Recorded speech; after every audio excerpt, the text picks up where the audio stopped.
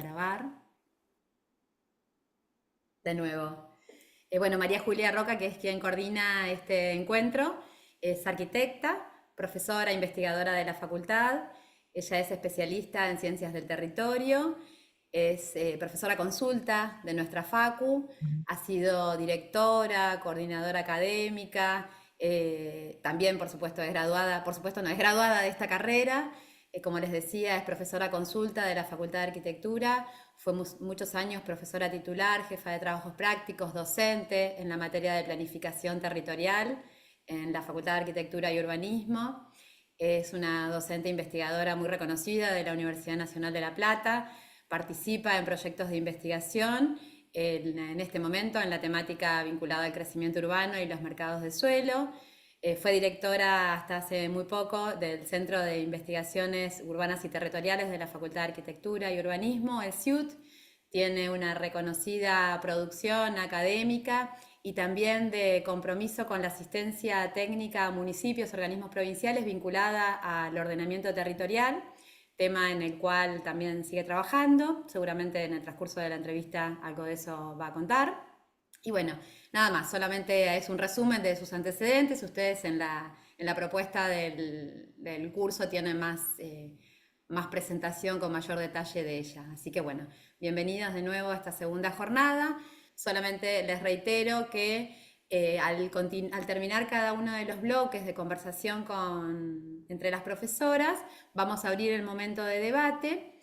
Y lo que les pedimos es que se inscriban en el chat o que levanten la mano y que las preguntas, los comentarios que hagan, fundamentalmente esperamos conversaciones, ¿no? Más que preguntas, los hagan con el micrófono abierto, ¿no? A viva voz.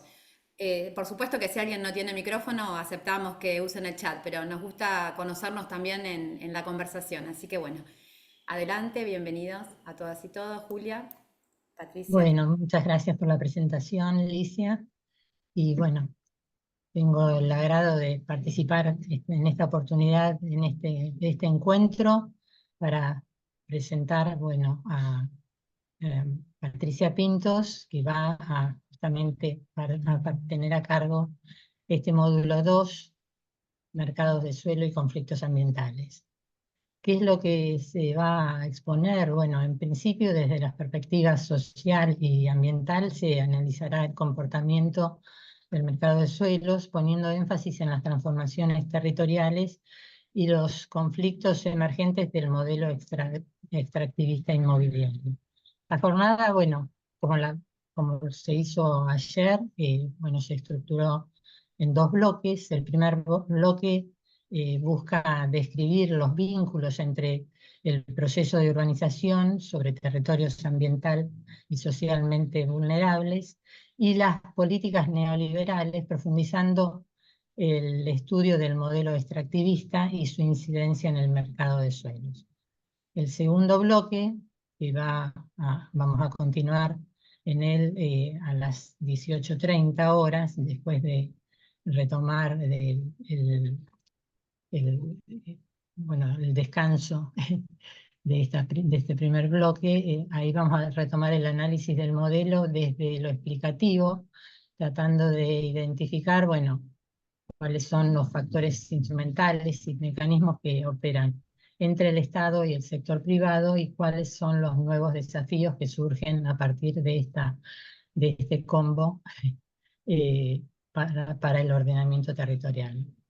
En realidad, de la misma manera que hicimos ayer, al final de cada bloque o de cada parte, ustedes tendrán la posibilidad de realizar preguntas.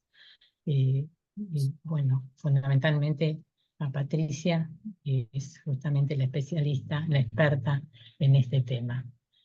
Patricia Pintos es profesora y licenciada en Geografía de la Universidad Nacional de La Plata, máster en la Ciudad, Políticas, Proyectos y Gestión de la Universidad de Barcelona, profesora titular de grado y de posgrado, experta en protección ambiental, particularmente de los humedales, que es uno de los temas en los cuales queremos aprovechar, bueno, su participación.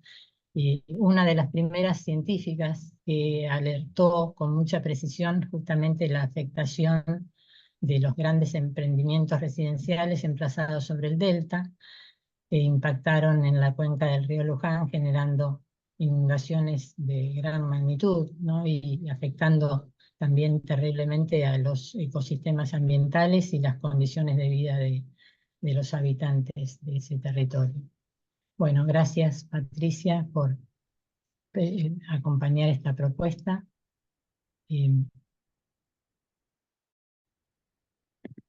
Gracias a Voy a vos, María dejar, Julia. voy a tomar la parte de las distintas preguntas. Nosotros en realidad planteamos este encuentro en base a determinada cantidad de preguntas en cada uno de los bloques. Las preguntas son al solo efecto de definir una línea o decimos las preguntas cuando estamos con los estudiantes, hacemos mención a las preguntas conductoras, ¿no? Y en realidad ese es un poco el sentido, ¿no? Ponerle el foco en determinados aspectos bueno, hacer justamente la reflexión sobre esa serie de conceptos, interrogantes y reflexiones que a partir de la experiencia y del conocimiento sobre determinados temas podemos pensar. En este caso, bueno, iniciando el primer bloque, eh, una de las preguntas que empezamos cada uno de los bloques tiene que ver con algo relativo a la experiencia, no necesariamente del tema, sino cómo enfrentar al tema, ¿no? Y siempre hay un principio en que el investigador define un camino, una línea de estudio o un interés por algún tema en abordar, ¿no? Y la pregunta hacia Patricia, bueno, tiene que ver con cómo surge el interés o tu interés por analizar el extractivismo inmobiliario, eh, tanto como categoría analítica como para observar justamente ese modo de producción de suelo urbano de alto impacto social y ambiental, ¿no?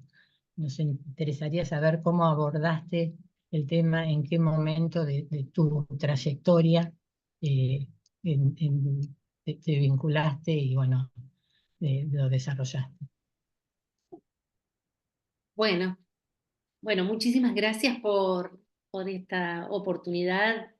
Un saludo a todos y todas los presentes.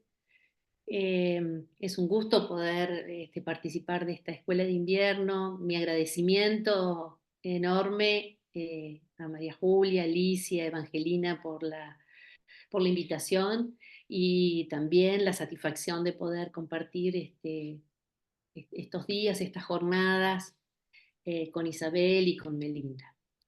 Bueno, yo debiera decir tal vez que la cuestión del extractivismo es en mi trayectoria personal tiene que ver con un recorrido que tal vez arranca hace mucho tiempo. En principio, podría remontarme al interés personal en lo que ha sido desde mi proceso formativo inicial como becaria de CONICET, allá por los años 80,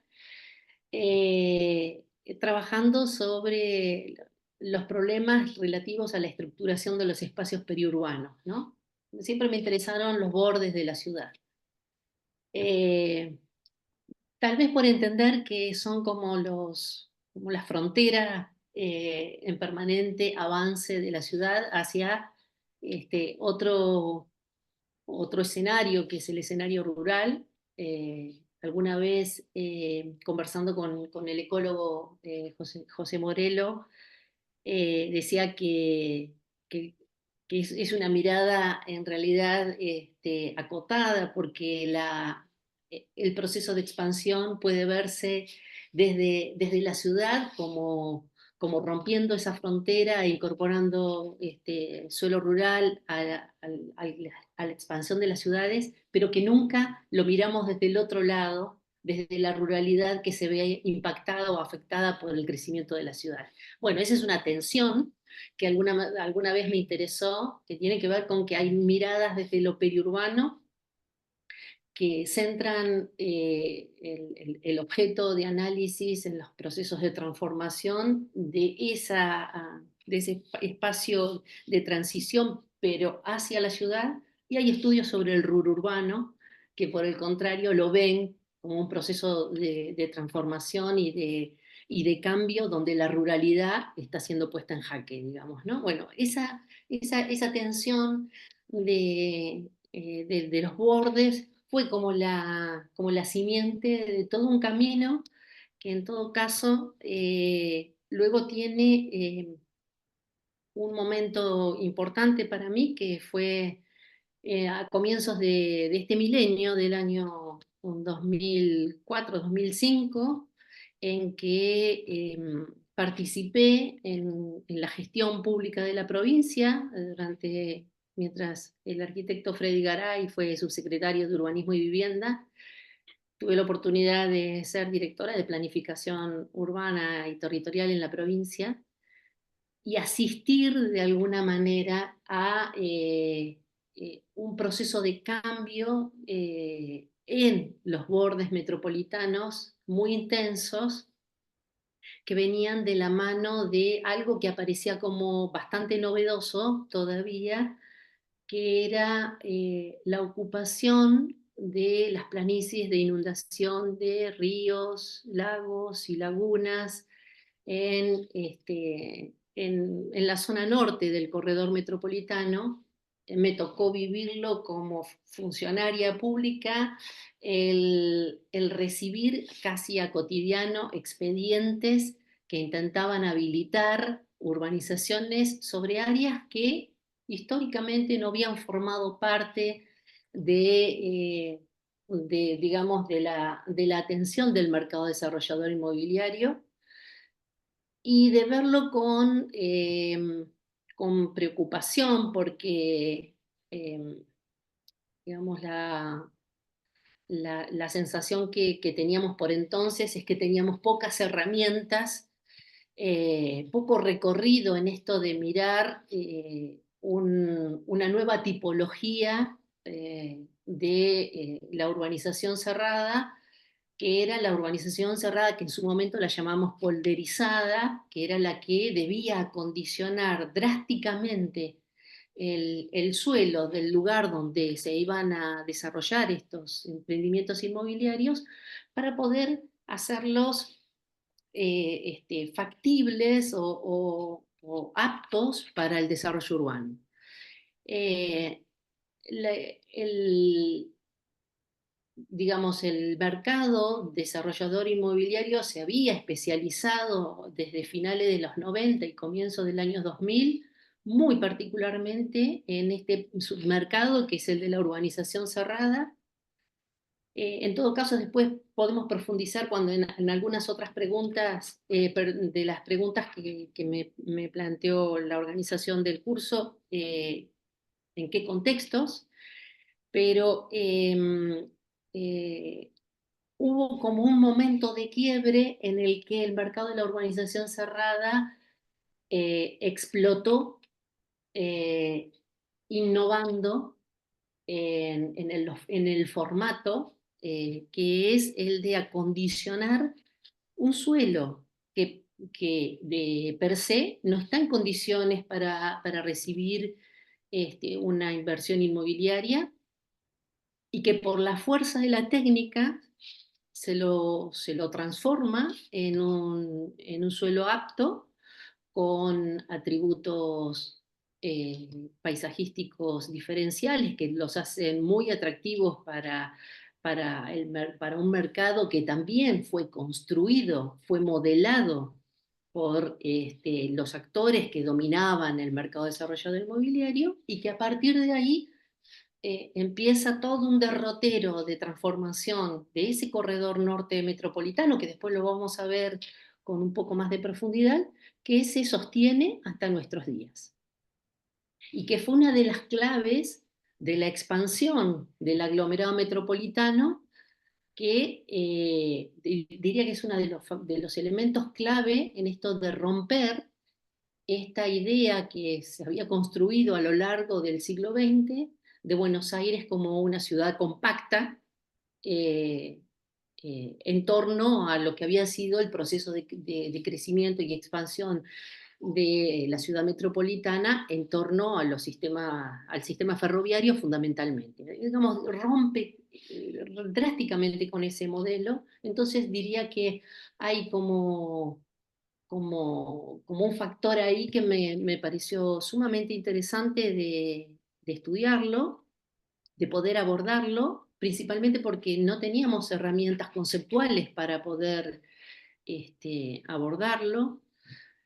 Hicimos algunas cosas en la administración pública, pudimos introducir algunas cuestiones que de alguna manera empezaran a morigerar el impacto de esas transformaciones. Entre ellas, mínimamente señalo, le quitamos la prerrogativa a los municipios fundamentalmente de la cuenca inferior del río Luján, Campana, Pilar, Escobar, la prerrogativa de poder ellos emitir las declaraciones de impacto ambiental. Imagínense que en muchos casos inversiones de miles de millones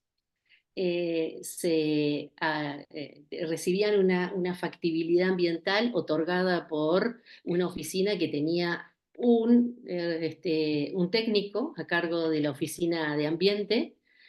En el mejor de los casos podía tener un técnico y el funcionario a cargo de la oficina. Eso, tratamos de corregir esa cuestión. Y volver a poner el foco de las aprobaciones o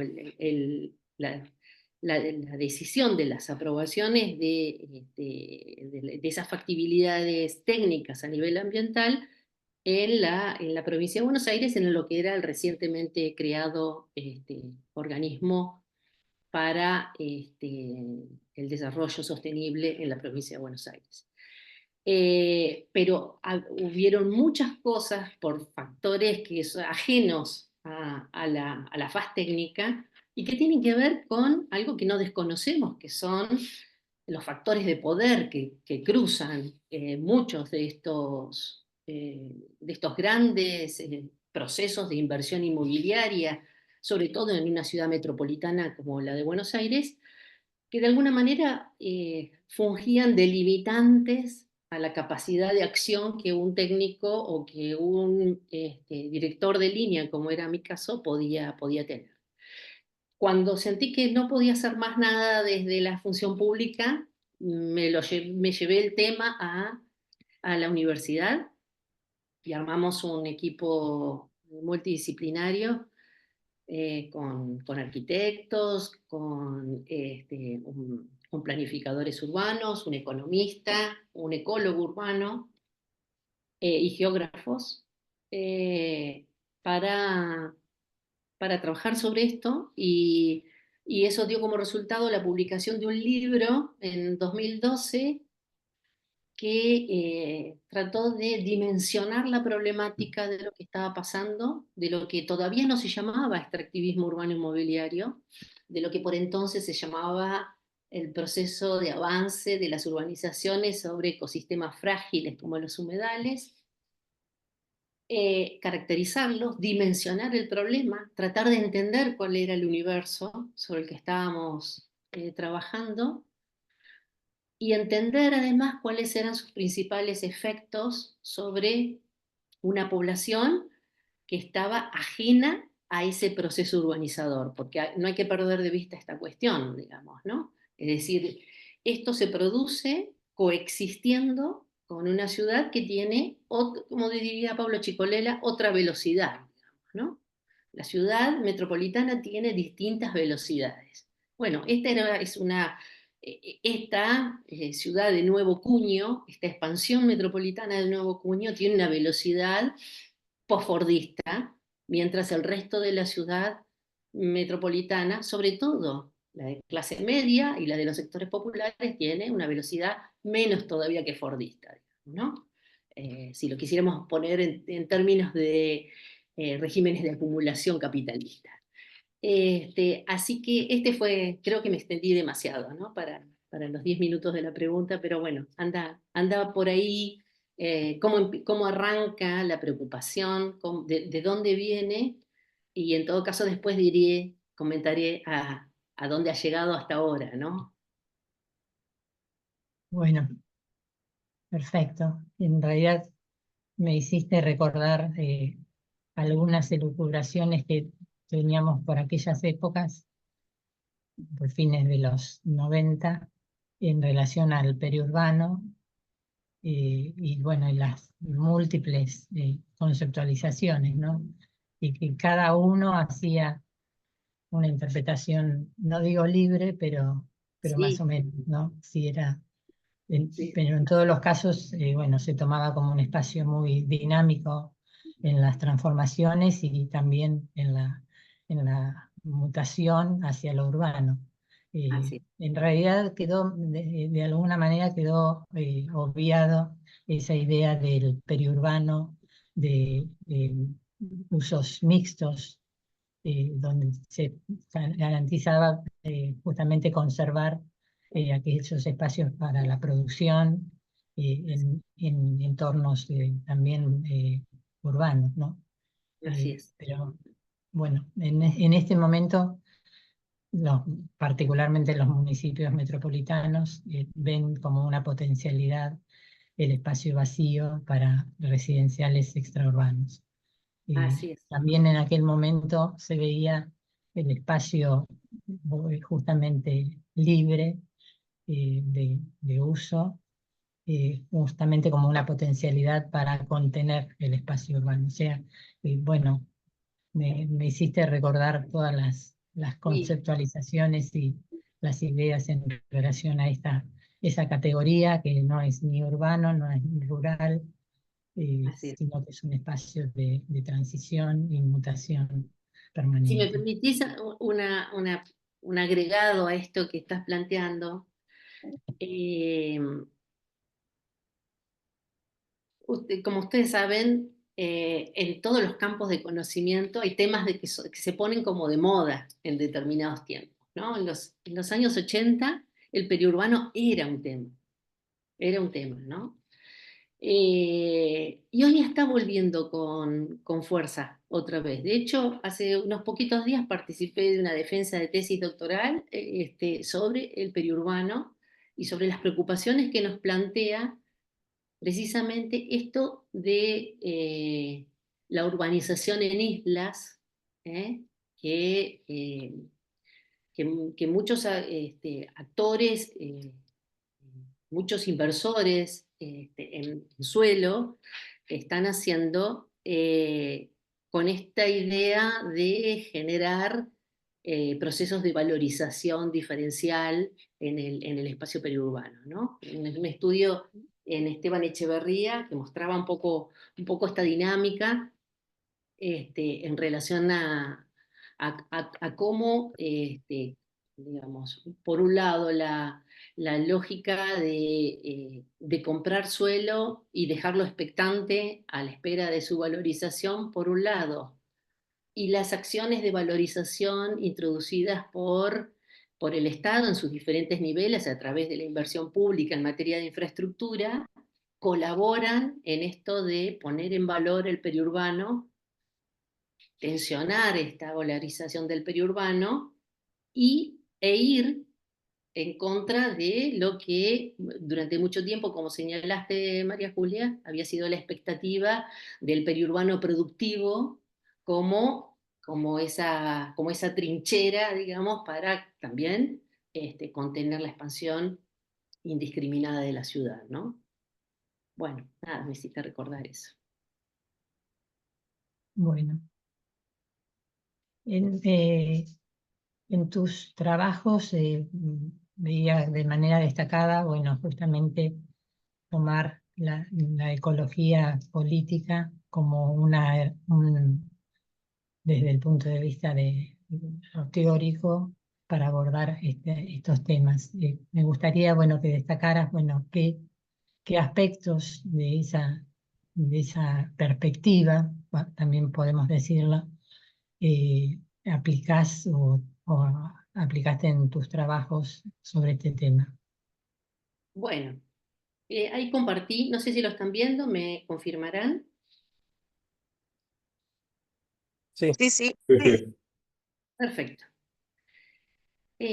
Bueno, yo diría que la ecología política ha formado parte, digamos, del núcleo duro que me ha permitido problematizar lo que hoy denominamos extractivismo urbano inmobiliario, pero también diría que hemos abrevado en la economía ecológica, hemos abrevado en la sociología ambiental, hemos abrevado en la geografía crítica, pero hemos puesto el acento en la ecología política porque la ecología política, y sobre todo la ecología política de matriz latinoamericana, es decir, el pensamiento, yo soy muy afecta a revalorizar la producción y la reflexión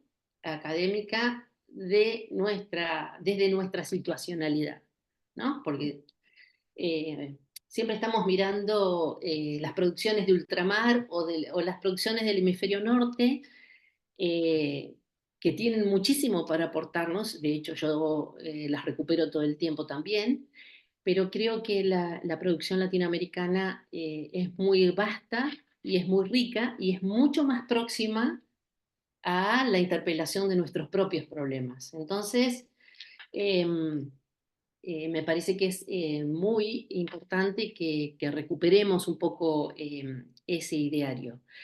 Y la ecología política en clave latinoamericana de lo que nos habla es de tratar de entender los conflictos ecológicos distributivos. ¿Qué queremos decir con conflictos ecológicos distributivos? Que siempre que se produce a través de la acción humana una afectación de un determinado campo de la naturaleza, hay sectores que se ven beneficiados y sectores que se ven perjudicados, ¿no? De esto nos habla la economía ecológica y la ecología política fundamentalmente. Pero yo para referirme a esto quería traer un par de problemas que desde estas disciplinas nos sirven para pensar la crisis que actualmente estamos atravesando como sociedad planetaria, ¿no? De las cuales tenemos infinidad de, de indicios a cotidiano. Pero esto que quiero plantearles lo podemos hacer como en dos planos. Primero, en un plano que podríamos llamar el problema, lo que llamamos el problema ontológico, es decir, en entender desde dónde arrancan esta cuestión digamos, de afectación profunda de la naturaleza a partir de la utilización por la sociedad, y tiene que ver claramente con lo que se llama el proyecto de la modernidad, que coincide en términos temporales con el desarrollo pleno del capitalismo, ¿no? ¿Qué es lo que hizo el capitalismo fundamentalmente y el proyecto de la modernidad en cuanto a la afectación de la naturaleza? Lo que hizo fue fundamentalmente escindir algo que antes formaba parte de un registro único. Al separar a la naturaleza de la sociedad o de las personas, la sociedad tiene la capacidad de instrumentalizar a la naturaleza a los efectos de ponerla a su servicio, digamos, ¿no? Esto de ver construir una idea de naturaleza como exterior a las prácticas sociales. Y esto es lo que ha permitido que, por ejemplo, se produzcan innumerables formas de lo que John Bellamy Foster llama fracturas metabólicas, que se dan entre los lugares donde se extraen los bienes o los recursos de la naturaleza y los lugares donde se los consume. Por ejemplo, él dice que una de las primeras grandes fracturas metabólicas se da cuando se extrae el guano de las costas del Perú y se lo lleva como fertilizantes para recuperar las magras tierras productivas relacionadas con la actividad agrícola en la Inglaterra del siglo XIX, ¿no? Ese es uno de los primeros grandes momentos que muestran cómo esa fractura metabólica, que implica extraer un recurso de un sitio y llevarlo a otro, puede generar un desequilibrio en el lugar desde donde se lo extrae, que puede tener un efecto tal que genera la decadencia del lugar, digamos, de donde se extrae ese recurso. De hecho, el conflicto del guano llevó a la guerra del Pacífico entre Chile y Perú, pero también a un notable empobrecimiento de una economía, como era la economía de extracción del guano en Perú. Hoy estamos viviendo una fractura metabólica tremenda, que es la extracción de arenas silíceas de las islas Lechiguanas para llevarla a Vaca Muerta para hacer la actividad de extracción de hidrocarburos no convencionales o fracking a través de inyección de arenas a presión, a muy importantes profundidades, al punto tal que hay un movimiento silencioso, no tanto para quienes lo ven cotidianamente, pero tal vez sí para un público que no está cotidianamente relacionado con el tema, que es que 100 camiones por día parten desde Entre Ríos hacia Neuquén para llevar arenas que se utilizan para la extracción del fracking. Y ustedes dirán, bueno, ¿y esto qué tiene que ver con todo lo que estamos hablando? Está en profunda relación con entender que esta separación entre naturaleza y sociedad, la instrumentalización de la naturaleza puesta al servicio de determinadas formas de producción económica, no solamente generan una desnaturalización del lugar desde donde se extraen, sino que también tienen impacto sobre las comunidades que están relacionadas con esos bienes o con esos recursos desde tiempos históricos. No es que nada sucede con la extracción de semejantes volúmenes de arena desde esos lugares. El segundo conflicto al que me quería referir es el de la distinción entre una ontología moderna y unas ontologías relacionales.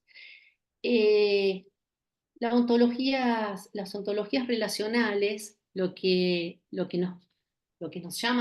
lo que nos llaman la atención es acerca de entender que aquello que consideramos válido para un determinado sector de la sociedad que vive en un determinado tiempo histórico y en un determinado lugar, puede no serlo para otro sector de la sociedad que tiene otras costumbres y otras formas de entender la relación con esos recursos.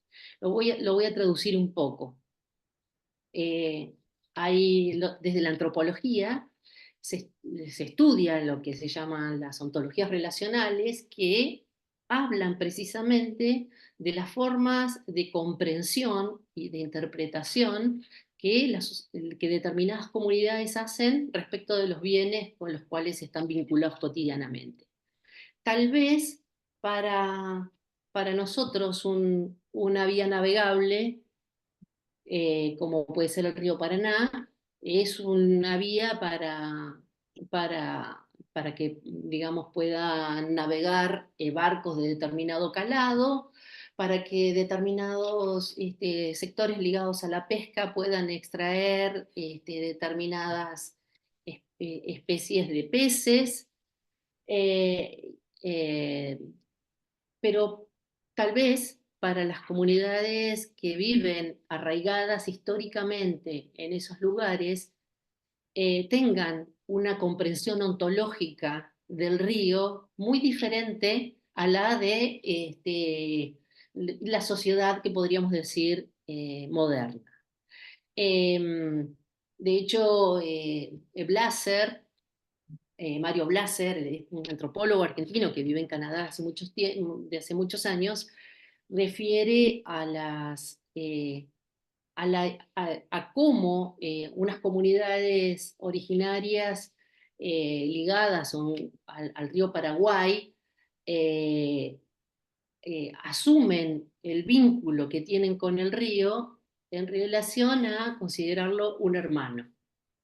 Por lo tanto, cualquier afectación que se produce sobre el río afecta a un familiar.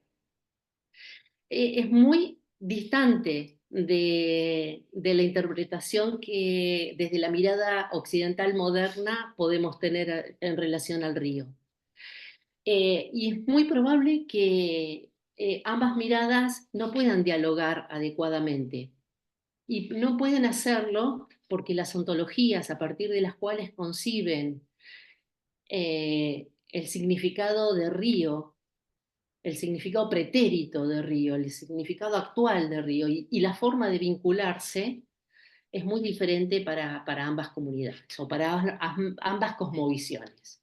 Para estas comunidades indígenas es un familiar, para quienes explotan o para el gobierno que da en explotación el río para obtener los recursos pesqueros del mismo, es una fuente de abastecimiento de un recurso natural, ¿no? Y esto nos está hablando de que aun cuando nosotros pensamos que miramos a sociedad y naturaleza de la misma manera o la miramos universalmente, tenemos una concepción, no existe tal universalidad. No hay una concepción universal de naturaleza. Existe una concepción dominante, que es la que instaura de alguna manera las formas de organización de las sociedades occidentales, y existen muchas otras formas de concebir el vínculo sociedad-naturaleza en muchos sectores que todavía hoy perviven ocupando los distintos territorios. Entonces ahí tenemos un problema ontológico muy importante que nos lleva a mirar cómo funciona la escisión entre sociedad y naturaleza. Luego tenemos un problema epistémico, que es cómo nos aproximamos al conocimiento de las cosas. En primer lugar, la crisis ecológica que estamos atravesando, de la cual, como decía antes, tenemos infinidad de evidencias cotidianamente. Los cambios que estamos viendo a nivel planetario en la última década, podríamos decir, quienes tenemos algunos años y quienes no tienen tantos, pero han vivido más de 20 años, podrán darse cuenta de que son cada vez más vertiginosos, más graves, con consecuencias impactos más importantes. Todos los días vemos una inundación en un sitio, un incendio en otros, temperaturas extremas por encima de las medias históricas en un determinado lugar o muy por debajo de las medias históricas en otro. Todo esto nos está hablando de una crisis ecológica que algunos autores ya empiezan a atribuir a una crisis de orden civilizatorio. Es decir, esta crisis ecológica que estamos viendo, de la cual muchos autores, por ejemplo, sostienen que la pandemia del COVID-19 está relacionada con esta crisis ecológica, que lo que ha hecho es destruir ecosistemas naturales en los cuales microorganismos y otros organismos no micro se han desarrollado históricamente, y que debido al impacto que está causando las profundas transformaciones ligadas a los modos de producción vigentes en el último siglo fundamentalmente, están reduciendo o haciendo desaparecer los nichos a partir de los cuales estos microorganismos u organismos más grandes se desarrollan, migrando desde especies no humanas al humano. Y por lo tanto, esta crisis ecológica se está transformando en una crisis civilizatoria. Tenemos el riesgo de que al final del siglo la temperatura se incremente, es serio el riesgo, se incremente en más de 3 grados, y por lo tanto empiece un ciclo que probablemente no veamos, pero sí la generación venidera seguramente de derretimiento de los casquetes glaciares y un cambio drástico seguramente ligado a lo que se llama el cambio climático, que yo prefiero denominar con muchos otros científicos como crisis climática, porque cambio climático nos estaría hablando de un proceso natural de modificación de las condiciones del clima. La conceptualización de crisis climática lo coloca como formando parte de la actividad, o siendo parte, digamos, de la actividad antrópica.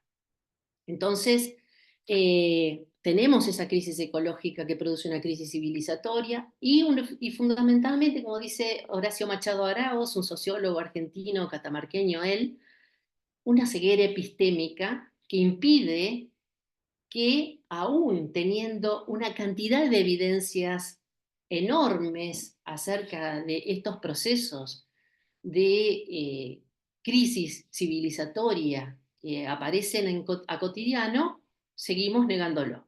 Aparecen posturas claramente negacionistas que dicen que es un invento, digamos, de los sectores ecologistas. ¿En aras de qué? En aras de no ceder un ápice a la expectativa de seguir llevando adelante modelos productivos que son claramente lesivos de la especie humana. Y finalmente, el tercer elemento del problema epistémico que yo quería plantear es la tensión entre bienes comunes y derechos de propiedad. Pero lo voy a dejar para una filmina que tengo después, no me voy a adelantar. Quiero plantear algo que naturalizamos, que tiene que ver bueno, con el ejercicio irrestricto de los derechos de propiedad, y algo que la ecología política latinoamericana ha pasado a denominar bienes comunes de la naturaleza. Bueno, en relación a la pregunta 2, para cerrar, María Julia me preguntaba qué aportes hacia la ecología política en relación a la urbanización. Bueno, yo quiero decir, además de todos estos elementos que acabo de plantear, que no podemos perder de vista tampoco que la sociedad planetaria se está aproximando a transformarse en una sociedad absolutamente urbana. De hecho, actualmente el 56% de la población mundial vive en ciudades. El 70% de la población de la Argentina vive en alguno de los 31 núcleos de población más importantes del país. Y el 93% aproximadamente, no tenemos los datos aportados por el último Censo Nacional de Población y Vivienda, pero para el año 2019, el 93% de la población del país vivía en áreas urbanas. Entonces, no tenemos un porcentaje más alto a nivel planetario porque países como China o India, que son países que tienen una cantidad de población muy importante, todavía siguen teniendo una población rural significativa y eso baja el promedio a escala mundial, pero les diría que si miráramos el concierto de países a escala mundial, la mayoría superan entre el 80 y el 90% de la población viviendo en ciudades. Entonces, en el marco de esto que estamos planteando, de los desafíos de la crisis ecológica, de matriz civilizatoria, las ciudades están enfrentando grandes desafíos acerca de cómo pensarse, de cómo concebirse, de cómo planificarlas para, digamos, en principio para tener un mejor vínculo con la naturaleza con la cual coexisten, eh, pero, pero también para no agravar los efectos de las malas prácticas que históricamente le hemos dado. Ayer creo que hablaron, por ejemplo, de la relación de la planificación y las inundaciones en la ciudad de La Plata. Yo contaba el otro día de una charla en otro lado y les decía que tuve eh, un impacto muy importante al ver la cartografía digamos, de las áreas más impactadas por la inundación del 2 de abril y la correlación de esa cartografía de las áreas donde el impacto de la inundación había sido más importante y la distribución de las personas fallecidas. Y existía una correlación absoluta entre, bueno, las áreas más impactadas naturalmente y las poblaciones fallecidas, pero las áreas más impactadas eran las de los arroyos entubados. ¿Eh?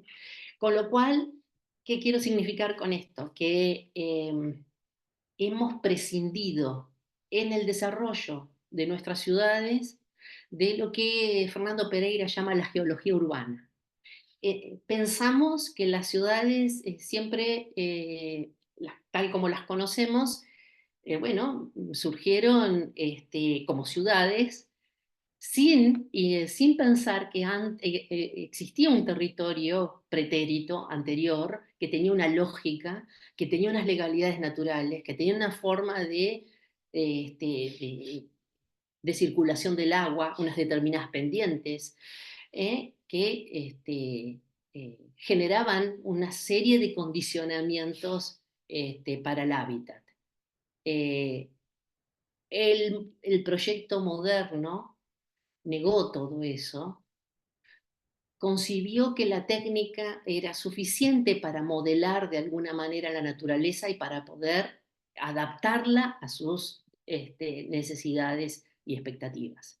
Y esto de alguna manera es lo que estamos viendo en muchas de nuestras ciudades actualmente, que es que esa negación de la naturaleza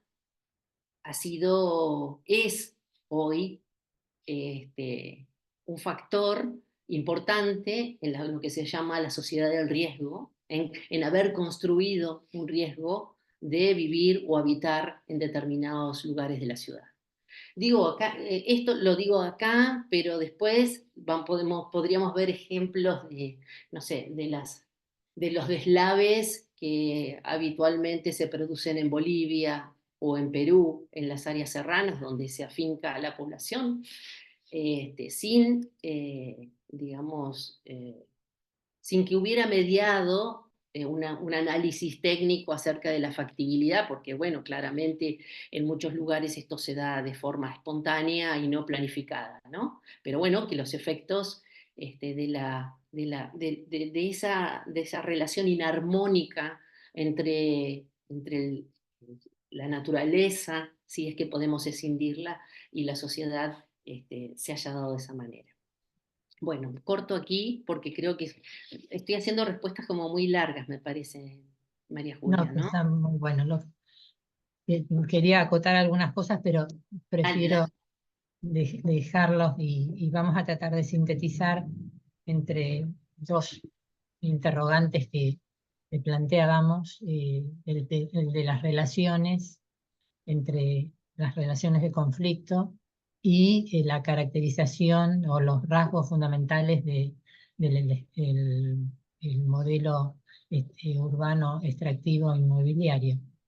Bueno, En bien. realidad, parte de la pregunta que teníamos pensada lo respondiste fundamentalmente en las relaciones de conflicto con la naturaleza.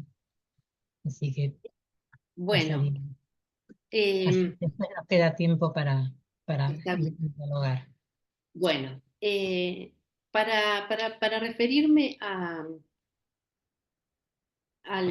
extractivismo urbano inmobiliario, yo tengo acá un pequeño esquema que creo que ustedes tienen en uno de los textos que sugerí como lectura, en el cual de alguna manera se condensa el trabajo de unos 15 años, eh, eh, donde planteo esta mirada del extractivismo urbano inmobiliario. La idea de plantearlo como extractivismo urbano inmobiliario se desplaza de la mirada de la financiarización urbana, porque por ahí hay puntos de contacto entre el extractivismo urbano inmobiliario y la financiarización urbana, eh, porque en la financiarización urbana está puesto el acento de concebir a la ciudad como un activo financiero, donde, digamos, la vivienda deja de cumplir la función de proveer de un techo a las familias y se transforma en un activo que puede transarse en el mercado financiero, es decir, se intercambia como cualquier otro bien. eh, Como diría Marcuse, la hipermercantilización de la vivienda, ¿no? Esta cosa el proceso especulativo a ultranza.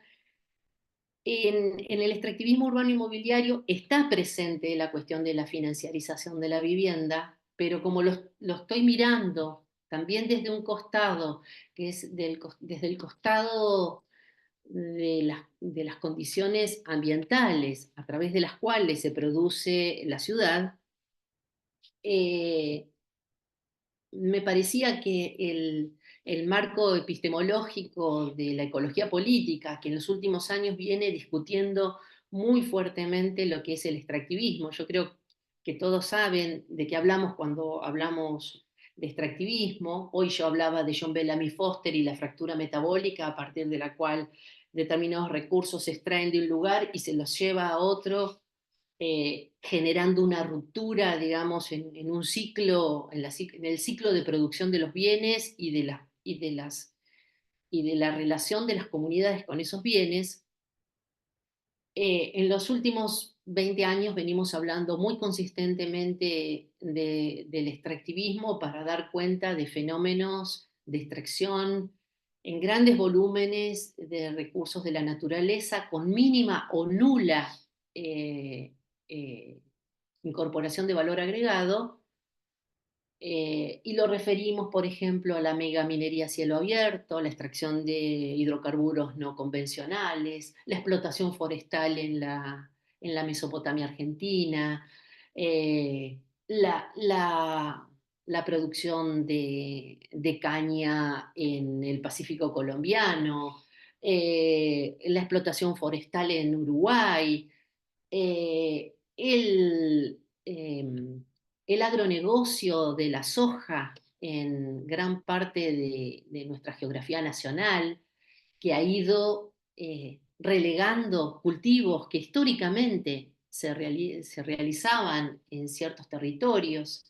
Yo siempre cuento que cuando hace 30 años atrás salíamos de la provincia de Buenos Aires y nos íbamos para el norte del país, y acorde íbamos cambiando de provincias, nos íbamos encontrando con el maíz, con el girasol, con el algodón en el NEA, con el tabaco en el NOA, con la caña de azúcar en el noreste argentino. Hoy ese mismo derrotero, ese mismo circuito turístico nos permite ver un mar de soja casi interminable.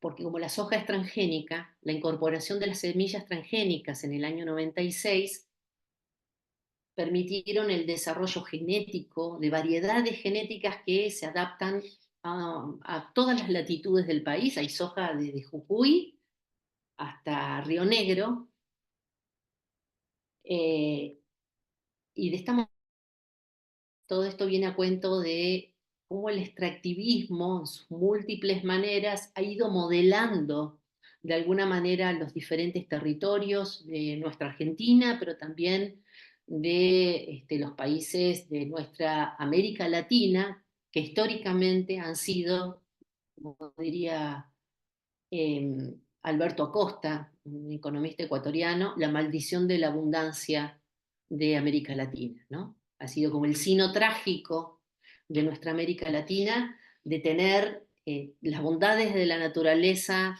todas las bondades de la naturaleza, y lo mismo que constituye la fuente de riqueza es la fuente de nuestra pobreza, digamos, ¿no? Eh, entonces, bajo este paraguas conceptual del extractivismo que nos permite entender eh, un nuevo ciclo de reprimarización y exportación de naturaleza, ustedes podrían decir, bueno, pero sí, este, históricamente hemos sido exportadores de granos y de carnes y demás, van cambiando los ciclos y van cambiando también el tipo de productos, y van cambiando también las tecnologías, y van mutando también las vocaciones de los territorios para abastecer esos productos hacia los mercados externos. Bajo esa óptica de entender que lo que subyace detrás del extractivismo no es otra cosa que es una explotación a mansalva de bienes comunes de la naturaleza, que no recursos naturales, insisto con esto, porque el paradigma del desarrollo fue absolutamente hábil en estructurar todo un vocabulario donde el desarrollo es ese horizonte posible. En el año 49 se enunció la palabra desarrollo por primera vez, lo hizo Harry Truman en su discurso de asunción a la presidencia de los Estados Unidos, y señalando que el resto del mundo debía seguir un poco ese horizonte, ese camino. Y además de construir el ideario del desarrollo, esa zanahoria que hemos perseguido durante 7 décadas o un poco más, el desarrollo construyó toda una serie de ideas, entre ellas la de los recursos naturales, asimilando al recurso natural al carácter de mercancía. Recurso natural es igual a mercancía. Entonces, lo que hace las políticas de desarrollo es habilitarnos a producir más y mejores mercancías. La ecología política puso en discusión muy fuertemente esta idea del recurso natural y señaló que hay que referir a ellas como bienes comunes, porque cuando el litio se explota en los salares de altura de Jujuy, Catamarca o Salta, no solamente se está extrayendo litio, se están consumiendo ingentes volúmenes de agua en territorios donde el agua es un bien escaso, y por lo tanto, eh, ese agua eh, que se consume y que probablemente no se reponga en los mismos volúmenes que se las consume, impide la reproducción de determinadas comunidades que están ligadas históricamente a esos territorios. Entonces el agua no es un recurso, es un bien común para que esas sociedades, esas comunidades, perdón, puedan seguir desarrollando sus prácticas y sus formas de vida históricas. Entonces, introduzco la noción de bien común en el sentido de entender que determinados recursos de la naturaleza, o llamados por el paradigma recursos naturales, el paradigma del desarrollo, recursos naturales, son bienes comunes de la sociedad. En el marco de entender todo esto, en el marco de entender todo esto, hablamos de extractivismo urbano o extractivismo inmobiliario para dar cuenta de todo un proceso de extracción, de creación, perdón, no de extracción, de creación de rentas urbanas a costa de, en principio, de la producción social de la ciudad, pero muchas veces también a costa de prácticas especulativas de tipo inductivas que se benefician de determinadas características ambientales o entornos naturales que tienen muchas de nuestras ciudades. Yo he caracterizado el extractivismo urbano inmobiliario a partir de tres componentes. Primero, lo que llamamos el urbanismo neoliberal. Eh, eh, no voy a definir urbanismo neoliberal en extenso porque hay mucha bibliografía. Theodor Pick y Brenner han hablado acerca de lo que el neoliberalismo ha hecho en nuestras ciudades, desmontando muchos de los institutos y formas organizativas del estado del bienestar keynesiano para generar condiciones de fertilidad territorial para los sectores de capital que tienen la posibilidad de invertir en los espacios urbanos. ¿Y cuáles son estas condiciones? En principio, algunas de ellas tienen que ver con desmantelar los organismos de planificación, otros tienen que ver con desregular o flexibilizar las regulaciones y las normas, todos los instrumentos jurídicos a partir de los cuales se habilitan o se procede a la habilitación de determinadas formas de ocupación de la ciudad.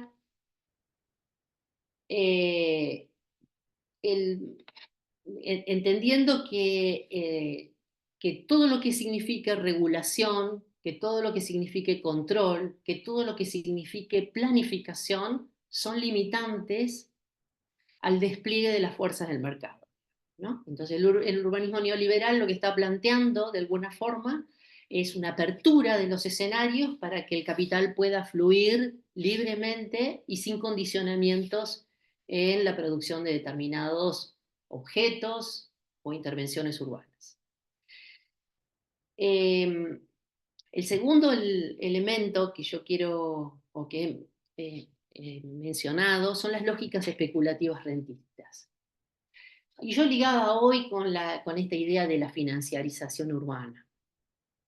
La financiarización urbana que toma a la ciudad como un activo complejo, ¿no? Y dicho sea de paso, la sociología urbana francesa, que nos ha hecho enormes aportes para entender desde el prisma, digamos, teórico del marxismo, cómo funciona la ciudad, cómo se produce la ciudad, nos decía que la ciudad es un valor de uso complejo producido por el conjunto de los habitantes urbanos, ¿no? Así explicaba la sociología urbana francesa, es decir, el concierto de las decisiones del conjunto de los actores que día a día producen la ciudad es el principal activo, es lo que transforma la ciudad en un valor de uso complejo que crece, que genera oportunidades para la inversión. Ahora, en los últimos años ha quedado demostrado que los actores más dinámicos o con mejor capacidad económica tienen la capacidad de prescindir de esa mirada de la ciudad como valor de uso complejo. Durante mucho tiempo estuvieron regidos por el movimiento de los precios del suelo, el comportamiento de los mercados del suelo, para ver, bueno, cuáles eran los sitios más adecuados para invertir, dónde estaban las mejores oportunidades de negocio, hacer, digamos, apuestas que pudieran salir mejor o peor. Samuel Jaramillo dice que esto de alguna manera, no lo dice así, pero podemos inferirlo, que esto de alguna manera ya no es más de esta forma.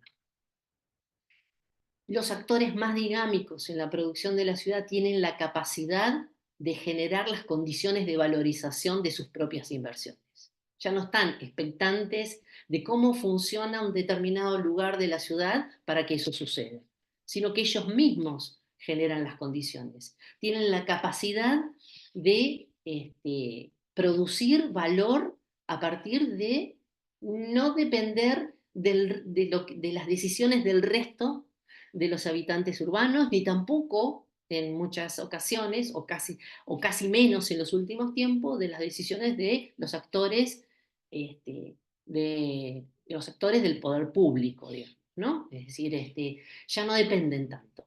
Se pueden autonomizar de alguna forma y en ese sentido, a partir de prácticas como las que Jaramillo llama la especulación inductiva, ellos crean esas propias condiciones de valorización de sus propiedades inmobiliarias.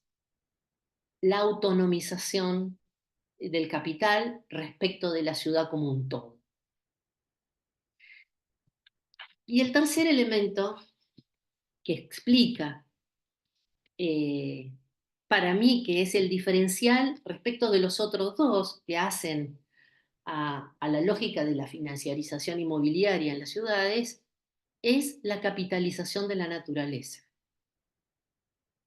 Con esto quiero significar que la naturaleza aparece incorporándose como un activo adicional a la oferta de muchos de los proyectos inmobiliarios, agregándole valor a las inversiones. Es decir, no solamente se está vendiendo un lote y una vivienda, sino un imaginario que acompaña ese lote y esa vivienda, que tiene que ver con un imaginario moldeado a la medida por los desarrolladores inmobiliarios. Voy a pasar a Estoy dejando muchas cosas de lado, perdón porque por ahí estoy siendo como muy esquemática, pero me llevaría bastante más tiempo. No quiero dejar de mostrar... Ah, ya. Perdón.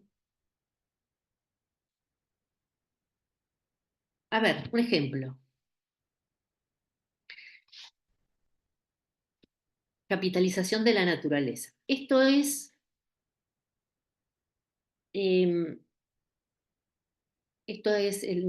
la localidad de Reñaca, cerca de Valparaíso,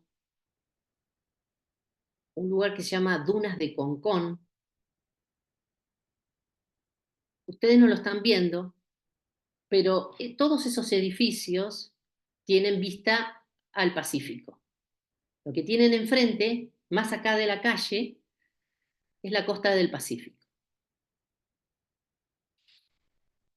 Les pido que miren bien esta imagen, sobre todo, yo no sé si el cursor se ve, ¿sí? Sí, sí, se está Bueno, viendo. ven esta calle, ¿verdad? Que es donde finaliza la urbanización, el remate de la urbanización. Este edificio se llama Kandinsky, como el pintor, y todo ello balconea, todas estas urbanizaciones balconean al Pacífico. En agosto del año pasado, julio, agosto, ya no recuerdo bien, se produce una precipitación extraordinaria en la región que naturalmente responde a las condiciones climáticas a las que nos referíamos, excepcionales, a las que nos referíamos más temprano, y sucede esto. Se produce un socavón a partir de la cual la calle, el remate de la calle, se desliza y el edificio Kandinsky entra en situación de riesgo precisamente por el riesgo de desmoronamiento. Hoy está totalmente desocupado. Estamos hablando de pisos que valen cientos de miles de dólares. Es una urbanización, digamos, de un poder adquisitivo, de sectores de un poder adquisitivo muy importante. Un mes después,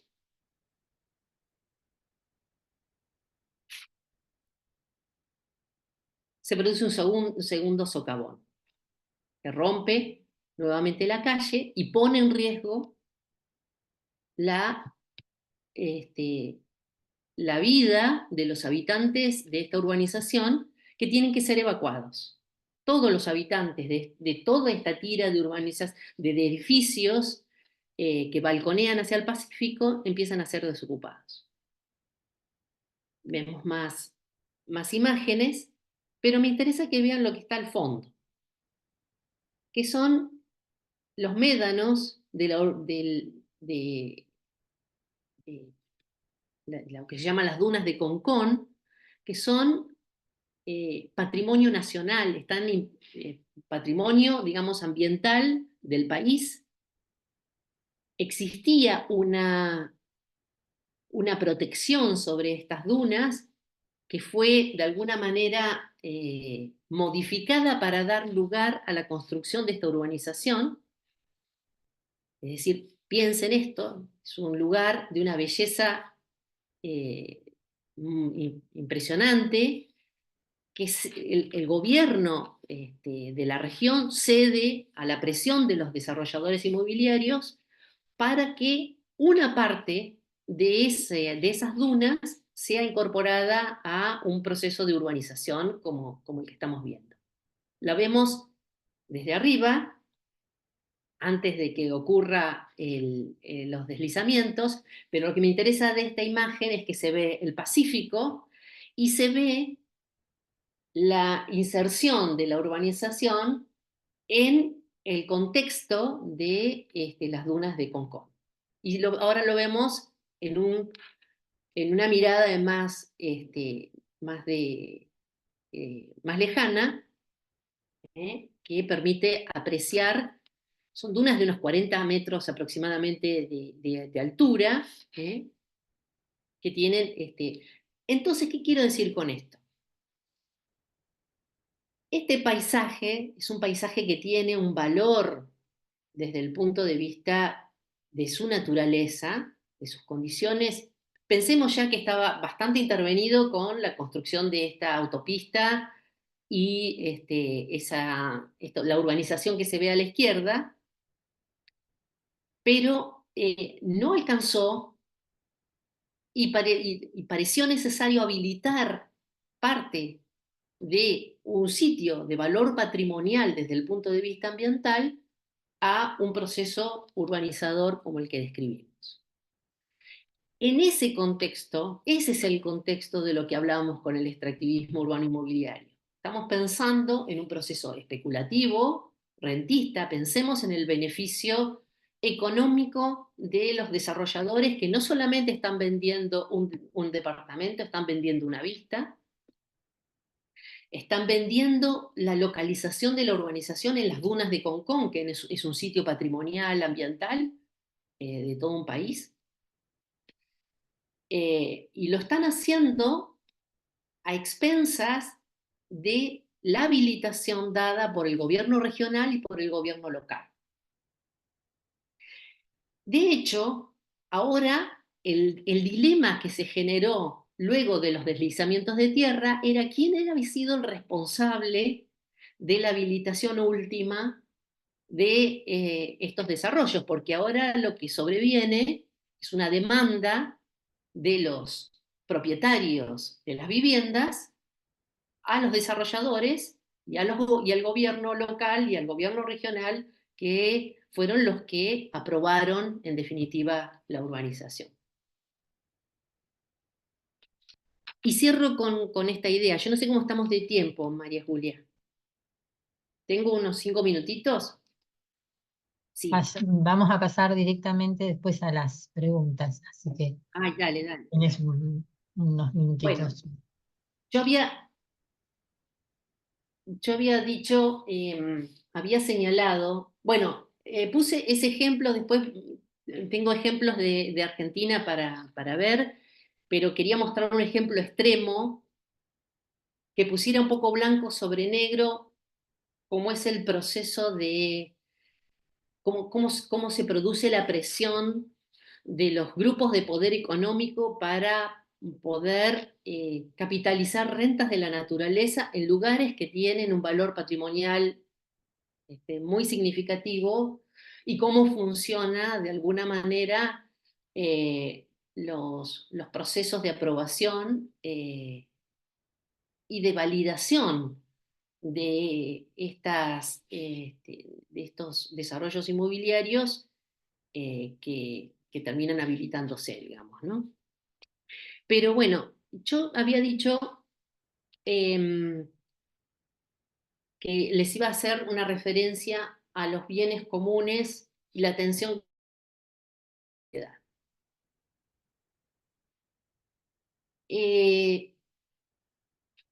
Dije, no voy a hablar de recursos naturales, voy a hablar de bienes comunes de la naturaleza. Cuando pienso en las dunas costeras de la provincia de Buenos Aires, estoy pensando que es un patrimonio digno del disfrute del conjunto de los habitantes de este país y de todos quienes quieran verlo y disfrutarlo. Cuando estoy pensando en los humedales de la cuenca del río Luján, estamos pensando en ecosistemas que cumplen funciones ecosistémicas tremendamente valiosas, como es la contención de las inundaciones y la retención del agua durante los periodos críticos de sequía, como fueron los últimos años, que generan corredores de biodiversidad, que generan condiciones microclimáticas, que son lugares de aprovisionamiento de agua para las poblaciones que viven en sus entornos, que son depuradores naturales de los contaminantes. Y podríamos seguir con una cantidad de descriptores de lo que son sus bienes y servicios ecosistémicos. Esas son las características que poseen los bienes comunes de la naturaleza: el ofrecer todo un conjunto de elementos que hacen que las comunidades se puedan desarrollar en armonía y en beneficio mutuo entre esos bienes comunes y las comunidades. Cuando introducimos el elemento de los derechos de propiedad, es donde sobreviene el problema. Y no es que me estoy poniendo en contra de los derechos de propiedad, no. Este comentario no va en contra del reconocimiento de los derechos que nos asisten como propietarios de un bien, sino de pensar que en una sociedad patrimonialista como la nuestra, el derecho de propiedad está por encima de los derechos de los bienes comunes de la naturaleza y de las comunidades que viven en torno a ellos. En otros países está reconocido en sus cartas magnas, como en Bolivia o en Colombia. Está reconocido lo que se llama la función social de la propiedad. En Argentina, en el año 49, la Constitución del 49 consagraba lo que se llama la función social de la propiedad, que es que la propiedad, el ejercicio de la propiedad, solamente está limitado en términos de que primero que la actividad que se desarrolle sobre ese lugar esté acorde, digamos, a las condiciones y características de ese lugar, pero que además no genere un perjuicio para otras personas. Es decir, que el uso, que el ejercicio pleno de mi derecho de propiedad está solamente limitado en términos de que el uso que se le vaya a dar o la actividad que se le vaya a dar a esa propiedad no esté afectando los derechos de los demás. Si pensamos, después yo les voy a mostrar algunas fotos cuando hablemos de los casos. Uy, yo tenía que hablar antes de las 5:30, ahora me estoy dando cuenta de un ejemplo paradigmático. Bueno, trataré de ser más breve, María Julia, perdón, perdón. No, lo dejamos para el final. Dale, dale, dale. Les voy a mostrar cómo los derechos de propiedad se ven vulnerados, el ejercicio irrestricto del derecho de propiedad vulnera el derecho de otros. Y esta es una tensión muy importante, es una tensión que vemos en bienes comunes como los cordones dunarios, los humedales, los faldeos serranos, las playas públicas, ¿eh?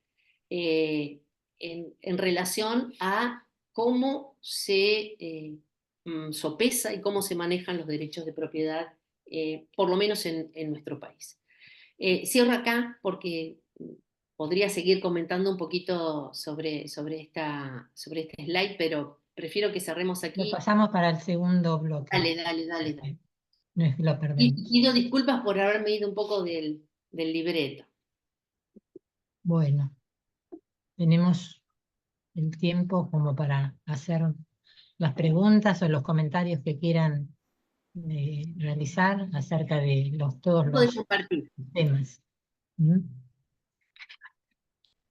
Lo que les pedimos en esta oportunidad es que, bueno, si quieren se anotan por el chat, pero lo hagan verbalmente, el comentario o la pregunta.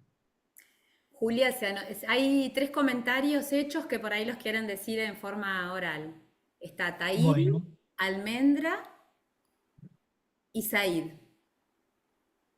Almendra, mira, ahí insiste bien. Almendra. Así que, no sé, alguno que levante la mano y que abra el micrófono.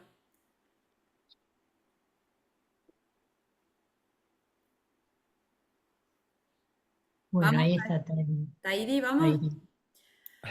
Hola, muchas gracias.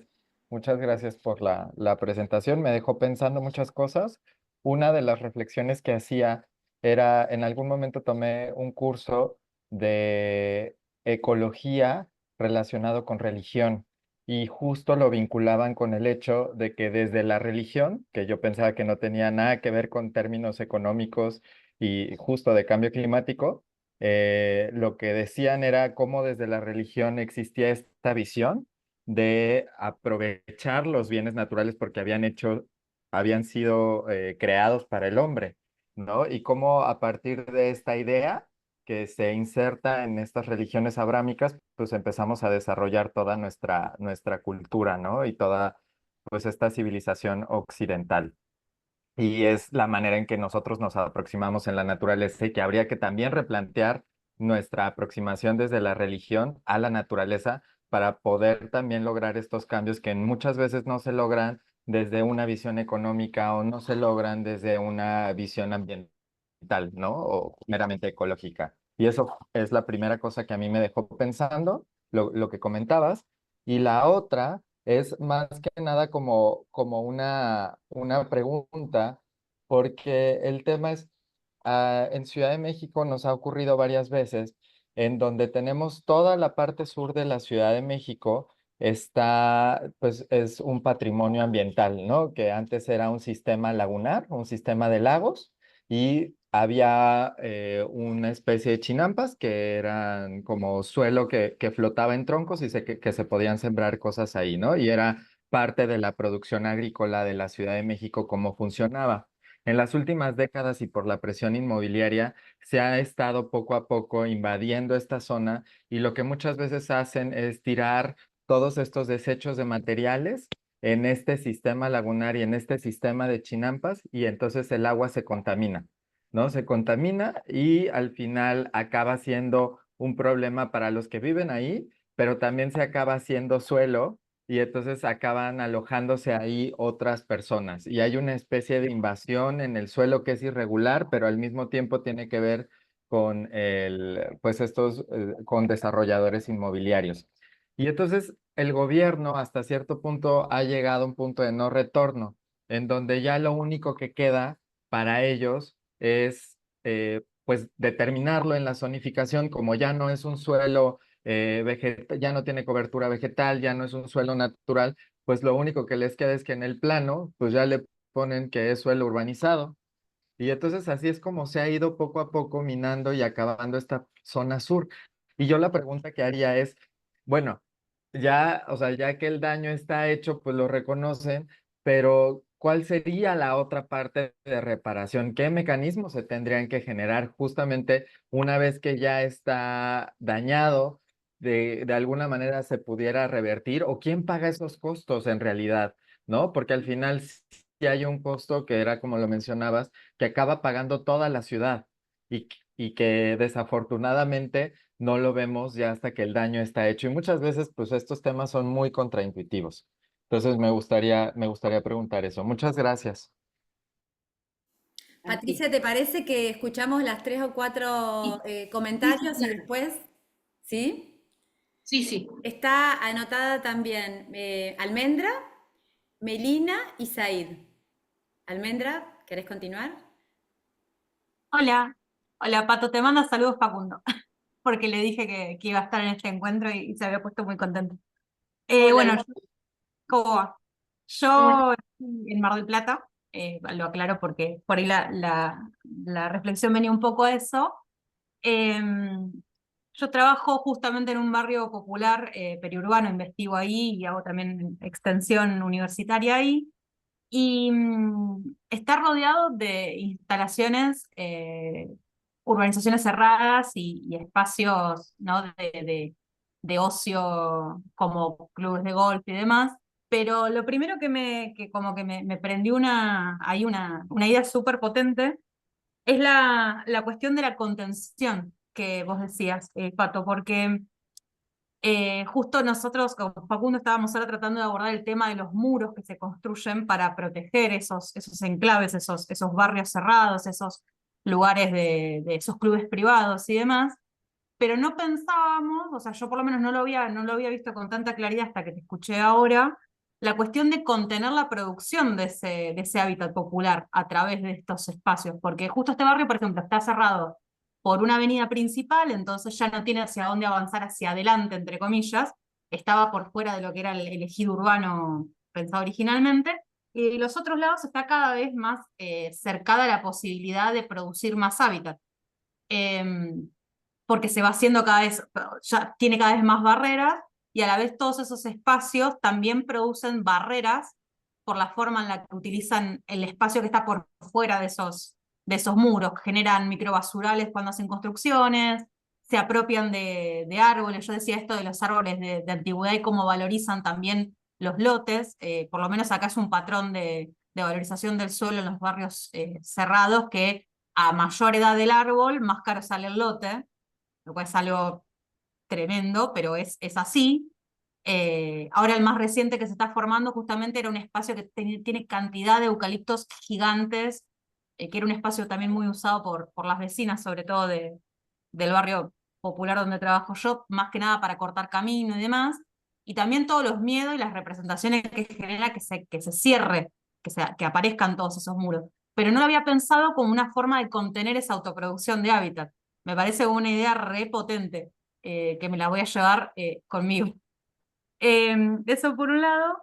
Y por el otro, algo que estaba ahí en una de las diapositivas, que por el tiempo por ahí quedó medio flotando, pero me encantaría que lo amplíes, porque esto es de formación profesional, pues yo soy abogada. El rol del Estado en esto. Vos hablaste de la producción de infraestructura a través de los recursos públicos, pero también a veces parece como que el mercado inmobiliario son empresas malas, malas, malas, que actúan desde la nada, ¿no? Y acá hay códigos urbanísticos, decisiones legislativas, decisiones de poder ejecutivo, muchas veces connivencia del poder judicial. Digamos, hay toda una serie de prácticas del derecho que a veces incluso ni siquiera están dentro de las normas, porque por ejemplo, la provincia de Buenos Aires reconoce el derecho a la ciudad, pero a la práctica, sobre todo a nivel municipal, aparecen ahí actores vinculados a las prácticas, sobre todo del derecho o el ejercicio del poder a través del derecho, entre otro tipo de prácticas, que también hablan de un rol del Estado en esa producción de ese espacio de esa manera y en exacerbar esos extractivismos o imponerle la lógica no solamente al extractivismo, sino también colaborar o no colaborar con la valorización del suelo. Yo vi ahí, o sea, como que lo siento que está ahí como, por ahí como en el aire, pero me parece que tuvo poco desarrollo por la cuestión del tiempo y me encantaría escucharte sobre eso. Said, Bueno. por favor, ¿podrías? Gracias. Sí, claro. Gracias. Buenas tardes a todos. Justo en esta cuestión que nos comenta Almendra y creo que de algún modo también Tairi, mi comentario va en el sentido que lo escribí en el chat, que muchas veces tenemos esta percepción de que el neoliberalismo ha propiciado el extractivismo. Y es así, o sea, de hecho es uno de los factores que lo han propiciado, pero creo que también tenemos que tomar en cuenta que no es el único. ¿Y a qué me refiero con que si el neoliberalismo fuera el único causal de este extractivismo, entonces no se daría en países de corte socialista y vemos que la crisis en China pues es muy aguda en cuanto a recursos materiales, en cuanto a contaminación ambiental. Por otro lado, se corre el riesgo de que suceda cuestiones como las que suceden actualmente en México, que se ha hablado muy mal del neoliberalismo, pero, por ejemplo, se impulsó desde el gobierno el proyecto del Tren Maya, que no tiene ninguna lógica de capital porque incluso está siempre vacío, pero ha sido un proyecto que gastó del erario público una cantidad absurda de dinero. Estamos hablando de cerca de 500,000 millones de pesos mexicanos, que en dólares no estoy segura la conversión, pero si está a 20 pesos, pues deben ser como unos 100, no estoy muy seguro en dólares, pero a lo que me refiero es que es un dinero brutal y y se hace con la lógica, según esto, de contrarrestar al neoliberalismo y de avanzar en la búsqueda del bienestar social, pero en realidad fue un proyecto que destruye hábitats enteros, o sea, destruyó toda una península muy rica en cenotes, en una biodiversidad inmensa, y con todo lo que sucedió, pues la fauna ha migrado, los cuerpos de agua se han contaminado, y todo por un proyecto que viene enarbolado con una bandera contraria al neoliberalismo. Y a lo que voy es que, justo como decía Tairi, a veces hasta la religión o los principios éticos básicos que nos rigen, pues tienen que ver con ello. Por ejemplo, la Constitución Política Mexicana se establece en el artículo 27 que tanto las tierras como el agua forman parte o forman originariamente parte de los bienes de la nación, y la nación los puede dar para crear la propiedad privada, con la propiedad pública y con la propiedad comunal. A lo que voy es que está en lo más profundo de nuestras sociedades, desde la religión, las constituciones, está arraigado esta creencia de que la naturaleza nos pertenece y que de acuerdo a nuestros intereses, dependiendo el grupo gobernante en el poder, si es socialista, popular, etcétera, etcétera, neoliberalismo, etcétera, es el que se los apropia, pero está más profundo que tan solo en la lógica del capital. Y sería todo. Gracias, Said. Ahora se anotó Zoe, Victoria y José. Les queremos pedir, por favor, un poquito de brevedad, así tienen todos tiempo de comentar y también le damos la palabra un ratito a Patricia. Gracias. Zoe, ¿podría seguir? Dale, sí, voy a ser súper breve. Perdón, estaba pensando cuando hablábamos del extractivismo y, bueno, obviamente se me vino a la cabeza la cuestión de, por ejemplo, todo el litio y todo el trabajo con hidrógeno verde, los procesos extractivistas, se supone en pues, un bien común. Entonces estaba pensando también un poco en cómo cómo estamos tan acostumbrados a una forma de vida y que es muy difícil contestar, ¿no? Porque vivimos en una sociedad capitalista, no sabemos vivir de otra forma, y está ese dicho famoso que ya ni sabe a quién atribuirle, es más difícil imaginar el fin del mundo que el fin del capitalismo. Y en eso estaba pensando en esta cuestión de la ecología política, como que más allá de un marco teórico, entiendo que tiene una dimensión propositiva, pero quería saber si podías ahondar un poco en esta dimensión propositiva. Sí, cómo la ecología política propone salir de este... Perdón. Ahora sí, Melina, terminaste, ¿no, Zoe? Sí, perdón, justo me entró una llamada, pero fue perfecta para cortar y hacer breve la intervención. Gracias. Melina, por favor, que me había olvidado de tu nombre. Gracias. Disculpa. Bueno, voy a tratar de ser breve.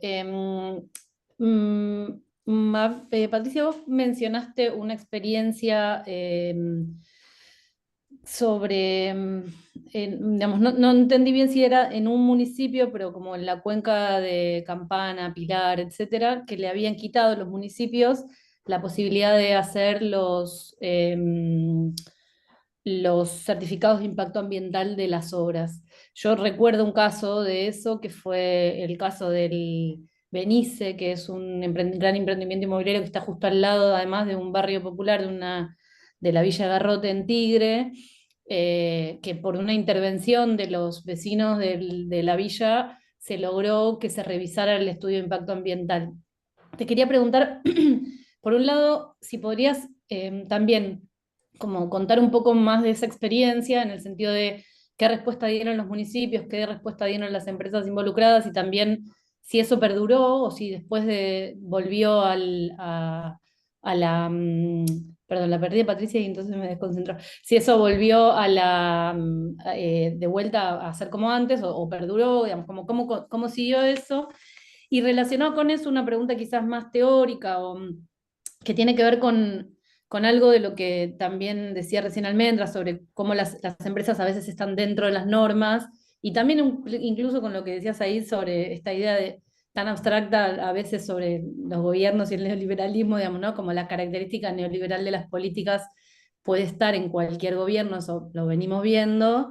¿Qué pasa con el cumplimiento de las normas cuando implican a grandes desarrollos? Porque en general lo que se ve cuando se habla de informalidad, se habla de barrios populares, villas, asentamientos, donde se incumplen normas, bueno, dominiales, urbanísticas, etcétera, incluso ambientales a veces, pero se habla poco del incumplimiento sistemático de las normas de grandes desarrollos, y no solamente countries, también incluso, bueno, yo trabajo sobre la Ciudad de Buenos Aires, y en la Ciudad de Buenos Aires hay una cantidad de excepciones al código y de convenios y demás, que es sistemático y muchas veces es ex post, digamos, se hace la obra en un incumplimiento y se regulariza después. Entonces, si podías contar un poco sobre eso, te agradezco.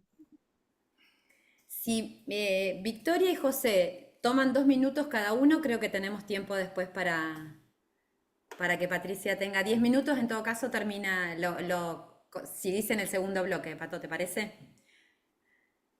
Victoria y José, ¿les alcanza con 2 minutos? Bueno, hola, ¿qué tal? Sí, yo lo que iba a hacer es como un Gracias, comentario Melina.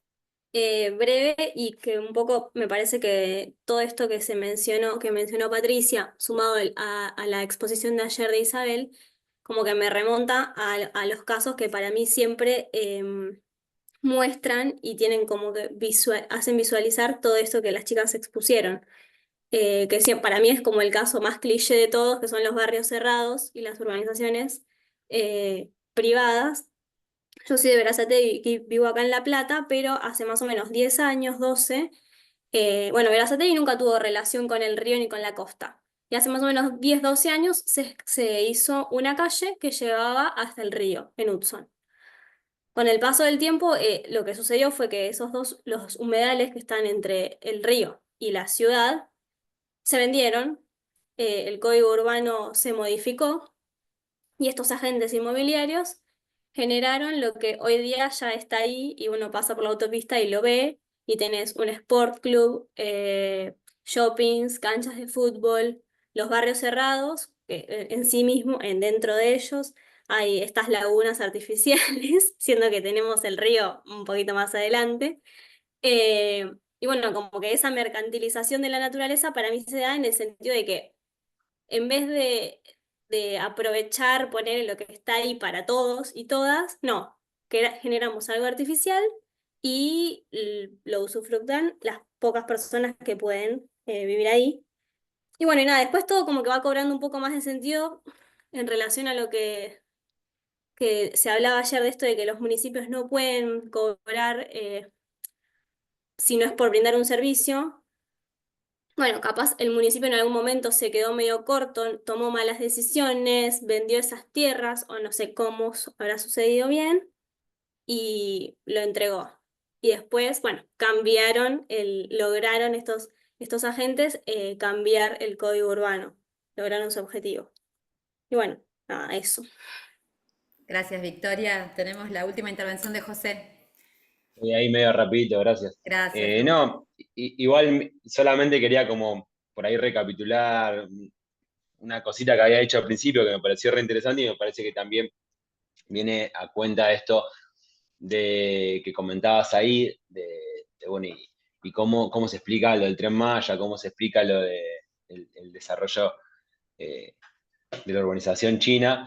Y me parece que yo pensaba esto y que me parecía interesante, esto cuando hablabas de la ontología moderna y la ontología relacional, ¿no? Y un poco el proyecto o la mirada desde la cultura occidental, que es un poco la mirada esa modernizadora, tiene también una lógica y ahí entra esto del derecho de propiedad, del uso de la naturaleza instrumentalmente y el recurso natural como mercancía y no el recurso natural como un bien común o como un bien colectivo, como parte de un ambiente en el cual la sociedad es un elemento en conjunto con la naturaleza.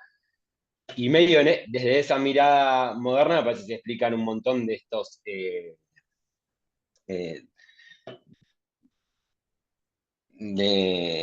como de estos avances avances si querés, digamos, tecnológicos, pero que golpean o que ponen en riesgo y que aceleran la crisis ecológica. Y medio más, un poco esa era la reflexión y preguntarte si iba por ahí el planteo, y por un lado, y por el otro lado, como retomando también esta cuestión del ordenamiento territorial e incluso el marcado del suelo, un poco el título del seminario, muchas veces del ordenamiento territorial también, si bien desde una lógica más de el uso o desde intentar que lo que rige la forma en la cual pensamos y gobernamos o intentamos darle un orden al territorio sea más equitativa y un poco no permita que se avasalle de esta manera o que se concentre esa propiedad en beneficio de unos muy pocos, también ese ordenamiento territorial es hijo de una mirada ontológica, si querés, moderna, occidental. Entonces también ahí hay un problema, me parece, en la forma en la cual se construye ese conocimiento y en la forma en la cual se regula o se intenta regular, incluso en las políticas que tienden a ser progresivas. Bueno, un poco esa reflexión y también para como a ver qué pensabas vos o cómo lo veías vos. Gracias, estuvo muy bueno.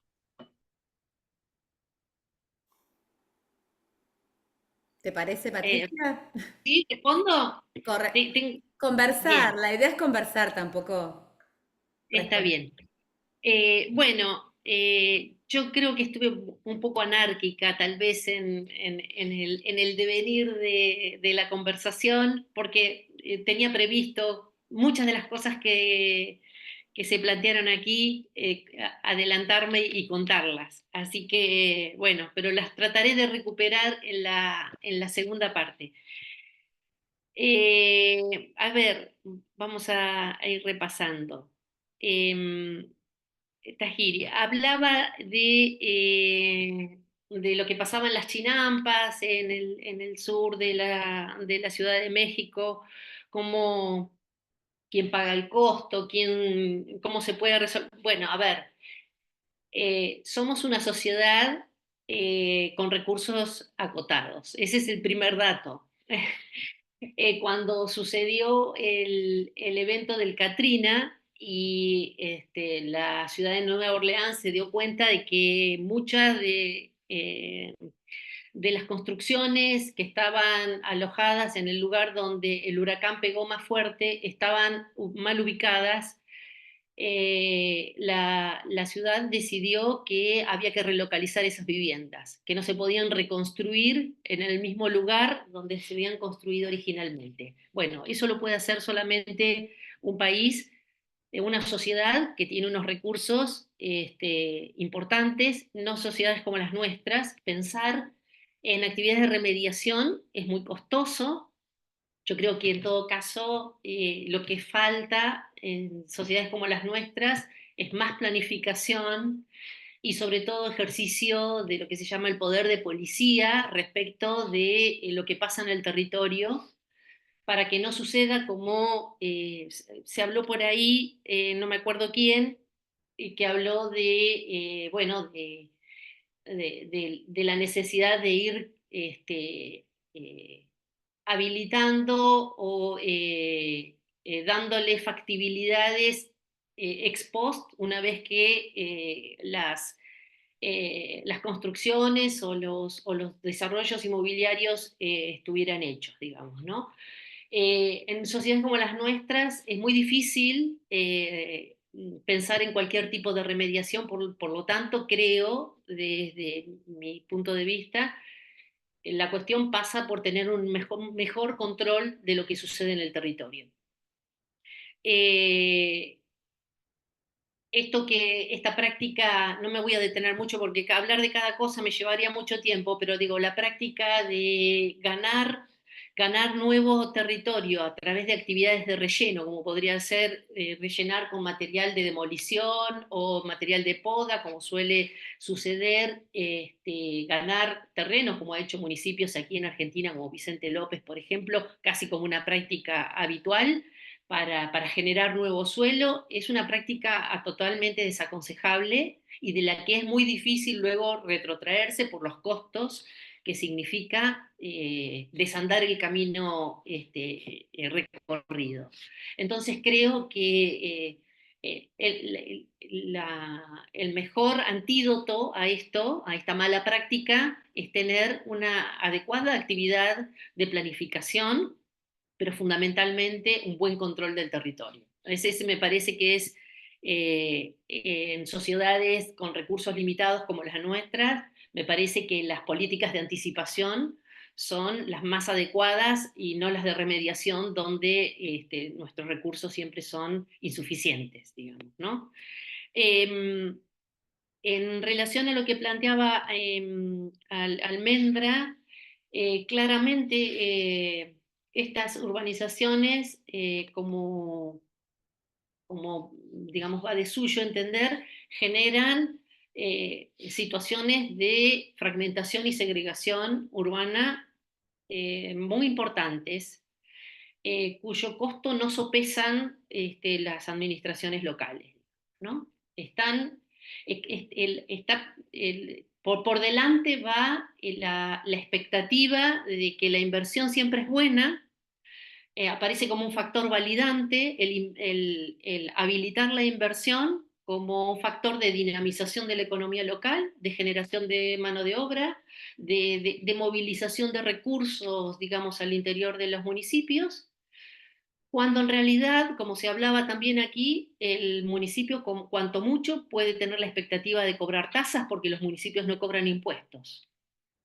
Por lo tanto, las inversiones que se realizan no revierten en un beneficio económico dinerario para los gobiernos locales.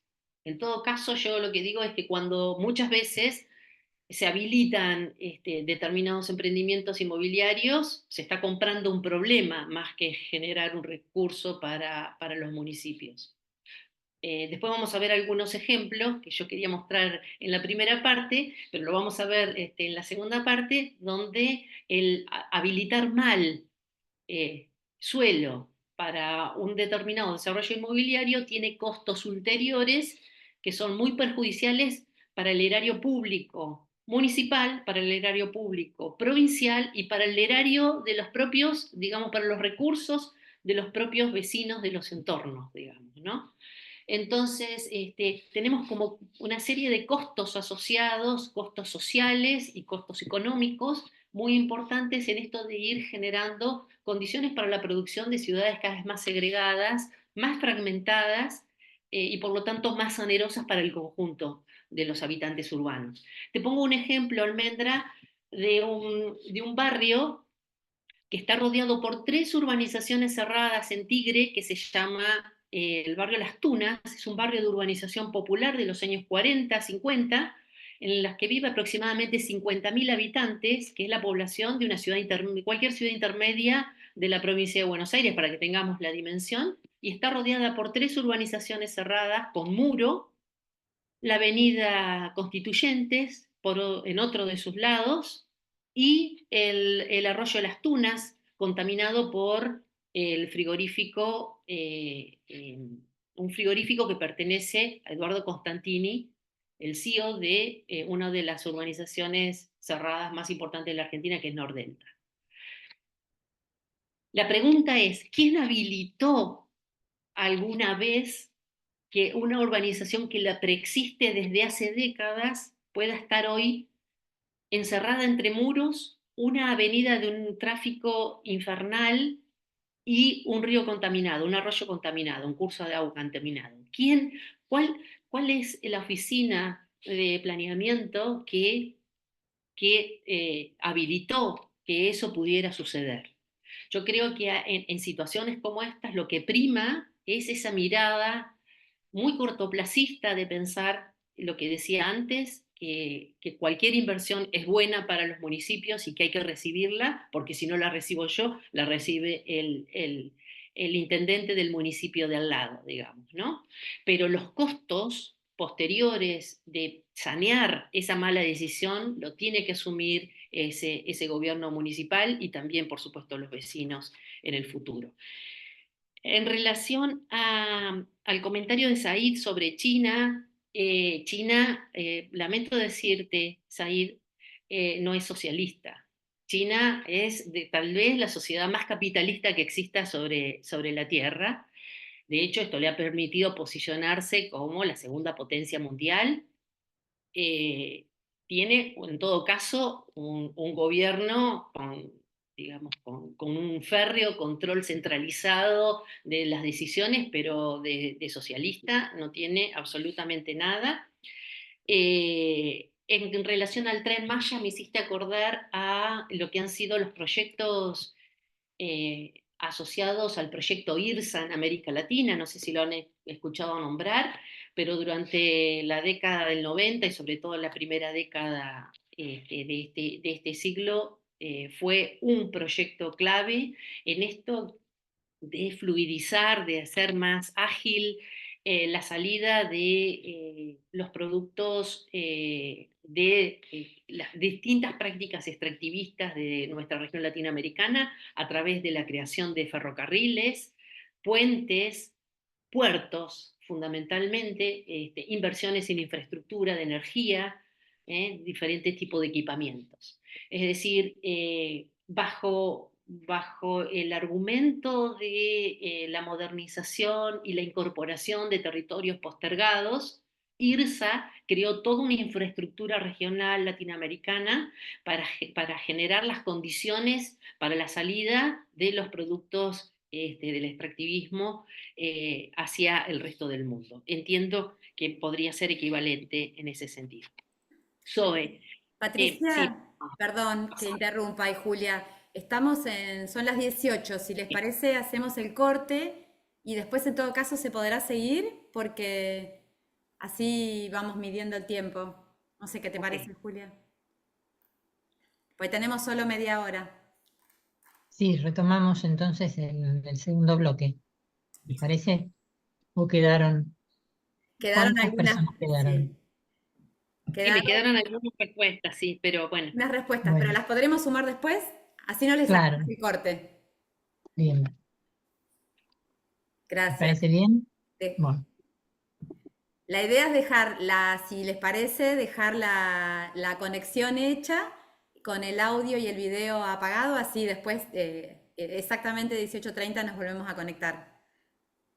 Bien, bueno, nos Gracias. vemos en un ratito.